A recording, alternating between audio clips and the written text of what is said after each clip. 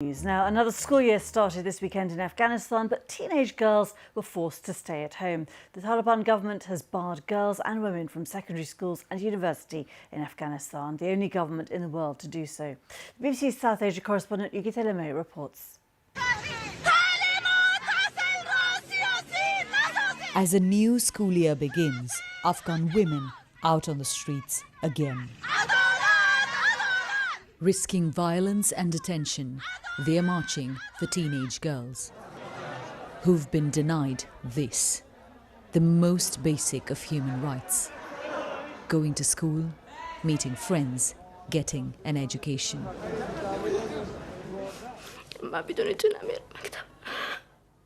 Look what it's doing to them.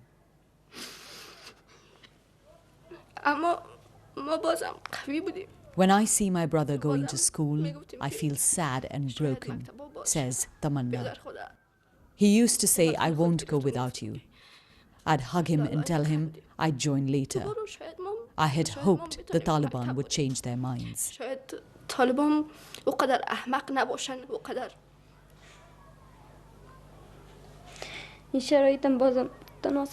Almost every Afghan girl we've spoken to has broken down within minutes of talking about school. Habiba says she doesn't believe Taliban claims that the closure is temporary. These girls used to be in the same class. Occasionally, they forget their grief when they reminisce about school life, how they pranked a new teacher or joked in drama class. Education has never come easy. Mahtab was injured in a school bombing that killed more than 80 before the Taliban took over, but she was determined to study.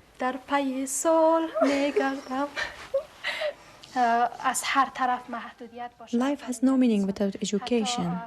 I think death would be better.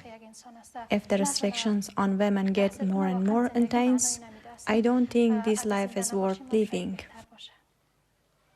With each day that goes by, the hopes they had are fading. Yugita Lemay, BBC News. Well, Yugita joins us now from Mumbai. Yugita, are the girls that you spoke to able to get any kind of education at home or privately, even if it's underground, effectively? Well, so a really small fraction of girls in Afghanistan are able to go online and try to continue their studies. There are people who are running secret schools, so they're often, in the basement or hidden away from the Taliban government. But, this is really a very sort of tiny fraction of people. It isn't... Afghanistan's also in an economic crisis right now, so it's not possible for a lot of families to actually spend money on getting an internet connection or getting books or things that they might have earlier gotten free at a regular public school.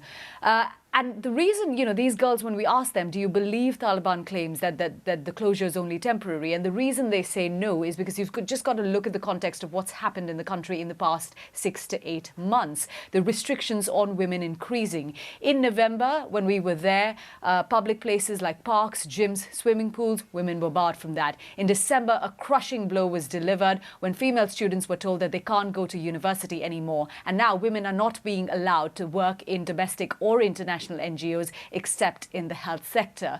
So given all of that, the secondary school ban was the first thing that happened literally a month after the Taliban seized power in 2021. But given all of that's happened now, hopes of schools or universities reopening are really fading. And in terms of, the long-term prospects of these girls, where does that leave them? Because if you have, even one generation who is not educated, that affects their ability to work, as well as obviously we're seeing the sort of huge distress that we're seeing in your report.